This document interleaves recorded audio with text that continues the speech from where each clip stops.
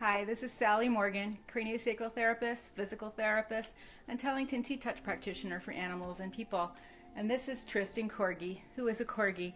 And this is another episode, our 30th in fact, of Conversations with a Corgi, where we look at things that are important to your spiritual life and your relationship and the health and well-being of your pets and horses, cats, dogs, and bunnies in your life.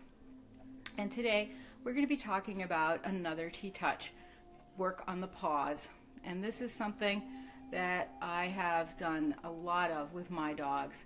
My very first dog, Winston, loved having his toenails trimmed. He would lay on the floor, sleep upside down with his paws like this. I'd just go over there and snuggle him a little and say, "Winnie, I'm doing your toenails." Snip, snip, snip, he was done. Now, I've been lucky that my dogs are all Corgis. They have white paws. It's very easy to see the bloodline in their nail. And so I don't have to be too brave to be able to trim my dog's toenails. But then I got Comet. He was a rescued Corgi from a horrible situation. He hadn't been able to stand up or turn around and was in a tiny little box. And he had a lot of emotional trauma. And so his feet were very sensitive. And he also had the unfortunate experience of one of his toes being run over by a car when he escaped one day, and an elderly woman was driving slowly down the road, and Comet ran right into one of her tires and broke one of his toes. So after that experience, he really did not like having his toenails trimmed, and it took a long time, years and years, and a lot of patience on the people's part that were trimming his toenails to get him used to having his toenails trimmed, so that at the end of his life I could do TTouches on him probably for 5 years out of 15 or 16. I could just hold him and talk to him and do work on his ears and have somebody really conscientious doing his toenails, and it was okay. If you are a person who works in a vet office or you're a groomer, dog hair in my face again, toenail trimming is something that you spend a lot of time every day doing, and not every dog enjoys it, that's for sure. Tristan is more like my initial dog, Winston. If I did not trim Comet's toenails on the same day as Tristan's and let Tristan have his own experience with trimming his toenails, he was not learning from Comet that it was a bad thing to have your toenails trimmed. And so I have been fortunate that Tristan is almost like Winston. I can almost trim his toenails without him getting too upset. But he has very long quicks in his nails, and so I have to be super careful when I trim him. And because of my experience with Comet, I now need the TTouches because I'm super nervous about trimming dog toenails. And I used to be the person that trimmed every dog's toenails because Winston had me completely trained how to do it very easily. So today we're going to talk about TTouches on the paw. And one of the things that is really useful for is trimming your dog's toenails or your kitty's. I have a friend who had this wonderful cat, and she used to just click the sound of the human toenail trimmers that she used to trim her cat's toenails. And the cat, and believe me, if you have a cat, you can do this too. Cats are very trainable and have a lot of great qualities that people forget about. She would click those little trimmers from anywhere in the house, and that cat would hear her and come running to the bathroom and sit on top of the toilet seat with her paw like this, waiting to get her toenails done. And that was because my friend had always given her super delicious treats, and she had trained her carefully with the treats coming to the toilet seat to get her toenails trimmed so that there was easy cleanup after the nails went flying around the bathroom. And the cat was not one to claw at a lot of things in the house, but my friend really cared about her sofa and things, and so she had to keep that cat's nails trimmed about every 2 weeks. So it's really important that you work even with your kitties to teach them to enjoy getting their toenails trimmed, like my friend's cat. And bunnies too need their toenails trimmed sometimes. So if you have a bunny, it's a good idea to start some of these Paw TTouches even with a bunny. And it really can make your life a lot easier when it's time to trim your pet's toenails. Paw TTouches are also great if your animal has sensitive paws, or if an animal has had some emotional issues in their life. Sometimes their paws are really, really tight. And it's a good thing to do with dogs that have a panic kind of when they're on stairs or slippery surfaces. This happens a lot with senior pets. A lot of senior pets don't get as much exercise, and they become pretty terrified of slippery kitchen and bathroom floors and stairs without carpet. If you have a house without carpet on the stairs, unless you have a really good reason to not have carpet, as my sister does since she's got 12 dogs or more, and there's a lot of accidents on the stairs which require constant cleanup, in that case having a carpet on the stairs may not be your best bet. But if you can possibly have carpet on their stairs for a senior pet, it really can enhance their lives and keep them a lot safer and give your dog some more time with you because they are feeling safer on the stairs. I have a dog client now who is having trouble with stairs, and we haven't been able to work on that yet because I need to bring him into the outdoors to do some work on a confidence course, and until next week we haven't had any weather conducive to that. Although now it's raining hard all day, and so it will melt some of the snow. There's not much left, and that will give us an opportunity to set up a confidence course in the yard maybe next week if it now stops raining. But that dog, he's having a lot of trouble with stairs in his house because his people live in a house with those kinds of stairs that are open and you can see through the back. And this is really frightening for a dog because they don't know where their feet are going and they feel ungrounded. And those stairs can be slippery, and you just need one little bit of a fall on a stair like that to then be afraid of going up and down the stairs forever. So it's really important to do paw work with your dog if you have any kind of stair situation in your house. And even as a dog gets older and their vision is less acute, they also have trouble doing stairs. I know for myself, I had trouble with this particular stairs even when my vision was perfect.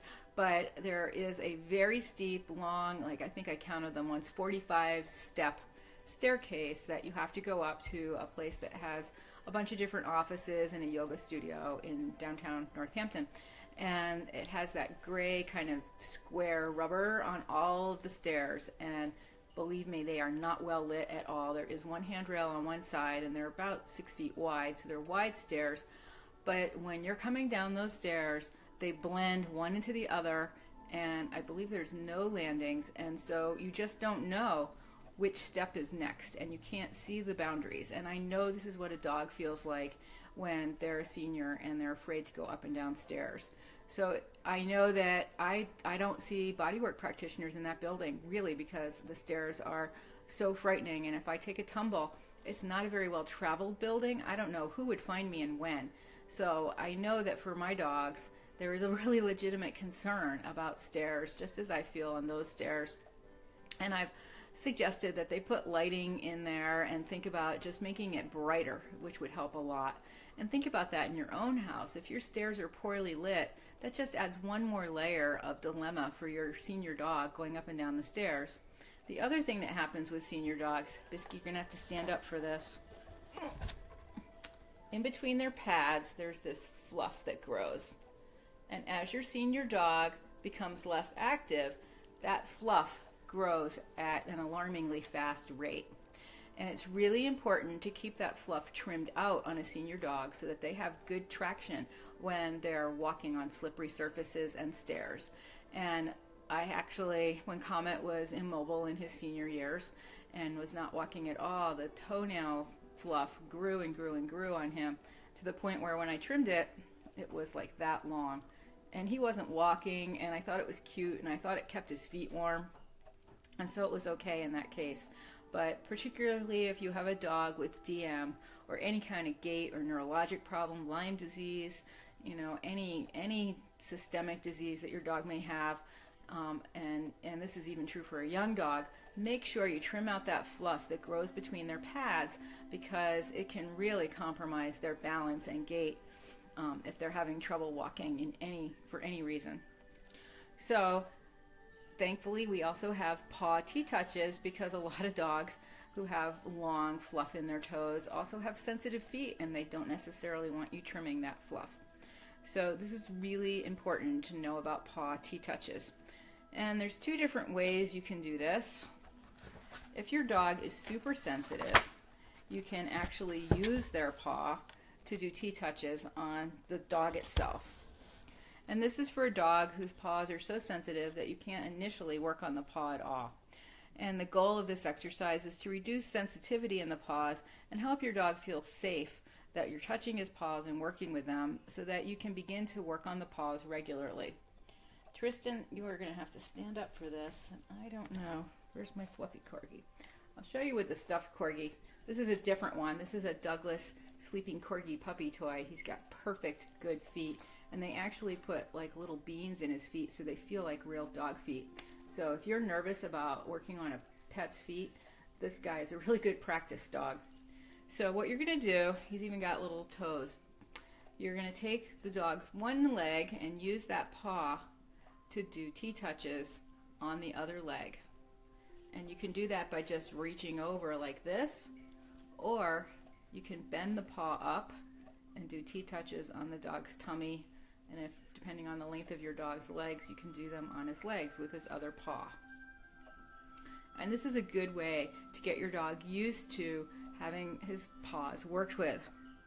It's a great thing to do before you're going to start the paw work. Come on up, Bess. You guys stand. Come on. Get spuns up. Now you can do the paw work on your dog when he's laying down, but you wouldn't be able to see Tristan. So I'm just going to try to pick up this leg here, easy boy, because he's really on an unsteady surface. And I'm just going to use his paw to do some touches on his leg. See the look on his face? He's concerned, but he's all right.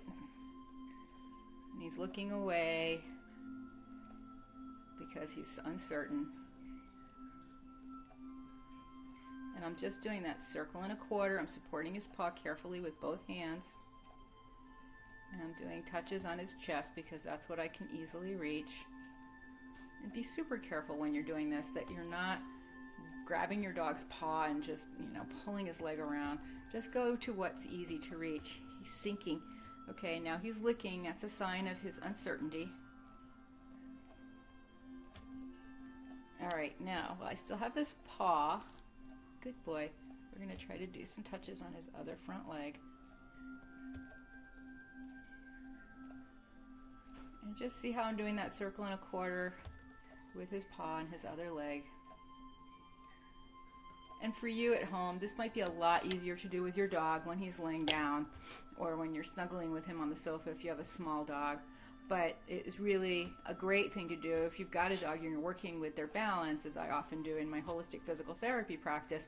I will do the T-touches on the opposite leg, holding one paw. Sorry, Biss, did I make a noise? Like this. Which does provide a bit of a balance challenge. And if I do this while they're standing on something somewhat secure and squishy like a pillow, it really does engage a lot of muscles in their body. See, already he's starting to think this isn't as bad as it was at first. So that's how you use your dog's paw to do some T-touches on your dog. And this is a good way to get your dog ready for the paw work itself.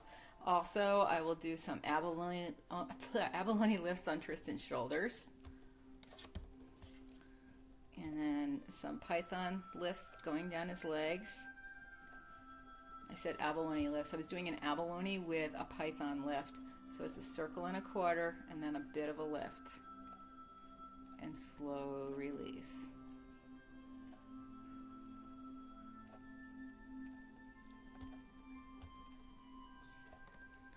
And that's a good way to prepare him for working on his paw. So once you've done some work around his neck and shoulders, you're ready to think about doing T-touches on your dog's paw. Now, this is another thing that is really good to do when your dog is comfortable and laying down. A lot of dogs don't like having their paws touched. Some dogs like one paw touched more than another. Tristan's a little nervous. That's why he's licking me when I'm touching his paws.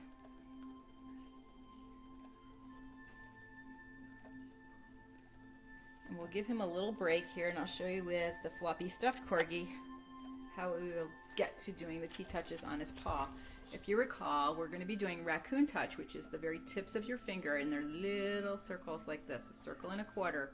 Your thumb is separate from the rest of your fingers, usually supporting the paw, and then your fingers are all together, and the middle finger is making that circle and a quarter to make a raccoon touch.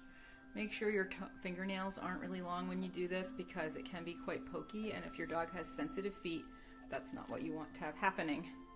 So I'm supporting my little floppy guy's paw, and I'm just doing these circular circle and a quarter touches around his paws. So first I'm going over the toes, and then I'm going to go in between the toes just a little bit on the top surface, and then around the base of the paw. And then you can, he doesn't have toenails, but you can do little raccoon touches actually on the toenails, very slowly and gently. And then depending on how your dog is, he's going to lay down for this, we can start to do T-touches on the bottom of the paw as well. Now many dogs actually will roll over and let you do this if they are feeling safe and secure and they don't mind having their feet touched.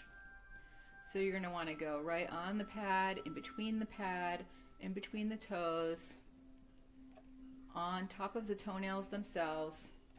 And you're even going to be able to, if your dog is accepting of this so far, to take the toenail and just make a circle and a quarter with each little toenail.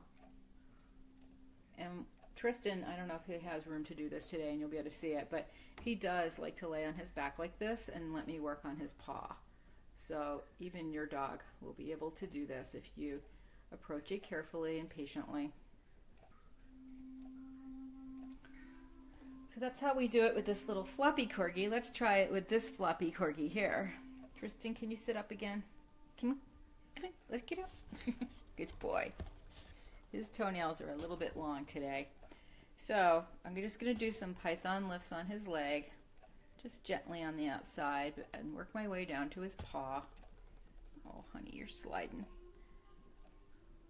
He says, I need a little corgi stand. The pillows and the table is not really working for me.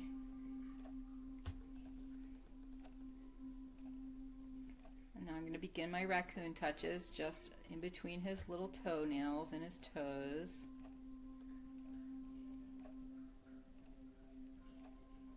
And work my way down each toe individually.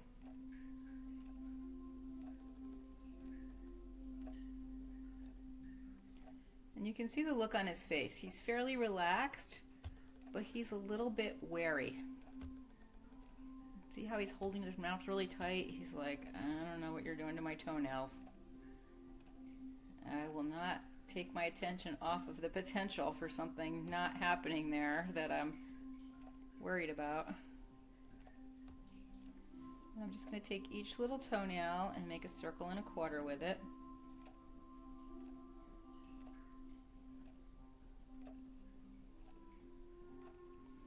And all of you perhaps know, well, some people don't know this or like it, but I love foot reflexology because there's so many acupuncture points and reflex points on your foot that refer to the rest of your body. And for instance, if you're having a headache, sometimes working on your big toe can be a huge relief. So I know that there are many, many benefits to working on his feet, and ultimately he will learn to think this is as much fun as I think it is.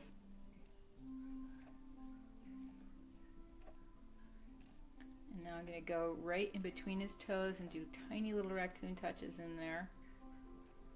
And it's important when you're doing this to keep one thing in mind, which is as you're doing the work in between the toes, which is pretty deep for the dog and can feel kind of like having someone put their fingers in your mouth, because it's very unusual to be touched here, let your fingers move slowly and gently.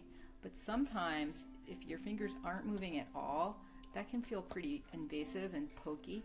So be really careful and mindful of how you're using your hand in there. And see, he's getting a little nervous and he's making his right shoulder, which probably looks left to you, quite stiff as I'm working on this side. So I have to be super careful to try to help him relax his leg so that he doesn't injure his shoulder while I'm hurting him. And hurt him.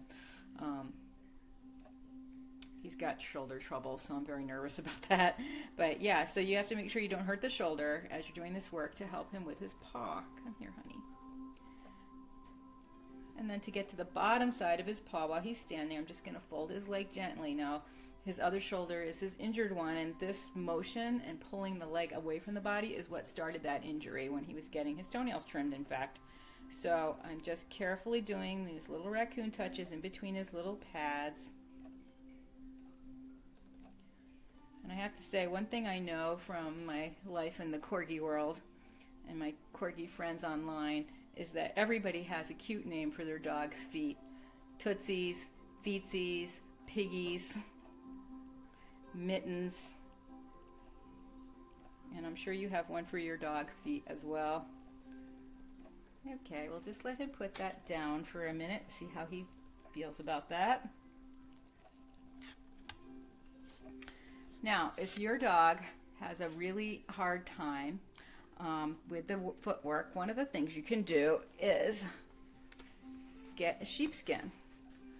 Back in the early days of TTouch, we had lots of pieces of sheepskin supplied to us by different people, and I have them in a variety of colors. I'm going to use this color. Well, actually, I'll ask Tristan what color he wants. What do I have here? I have 4 colors. Now, these have been in my horse bag, so I'm sure they smell great. Which one do you like, Tris? This one? Not this one? Black one? Which one's better? This one? That one? I know he doesn't like these two. Now, a lot of people have a sheepskin toy, and you can use your dog's toy to do this as well. Which one do you want? I think he likes the tan one. Okay, so you can use this to do TTouches on your dog right through your sheepskin mitt. You can also use a piece of fake sheepskin from the fabric store, or as I said, a lot of dog toys are sheepskin. You might even have a half shredded one that you can take a little piece of. It doesn't have to have this handle on it because you're just working with the tiniest parts of it for a dog. All right, you got to stand up again, honey. So, we're going to start with some lying leopards on his shoulder with the sheep mitt. I've not worked on him before with a sheep mitt. And see, his expression now is much calmer and happier than when I was touching his toes initially. See how he's blinking his eyes? He's relaxing. He loves lying in clouded leopard circles.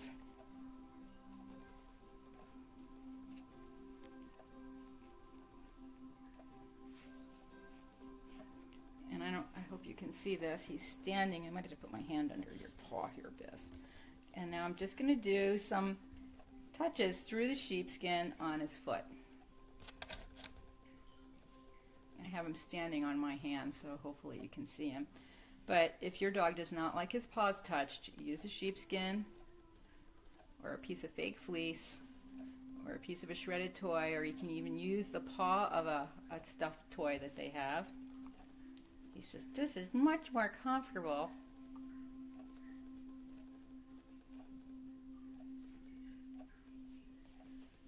And again, make sure you do the touches on the toenails.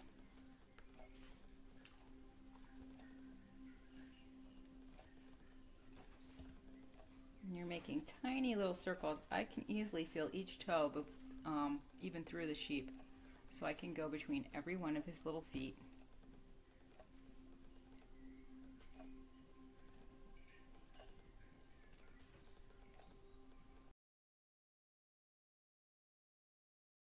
So use a lighter touch. See if he likes that better. Sometimes the deeper pressure evokes that ticklish thing. Remember, the nerves that tickle are also the same nerves that carry pain. So be very cautious if your dog has literally ticklish feet, because he could have had some problems with his feet and he might have pain there. Should we work with your other foot a little bit with the sheep?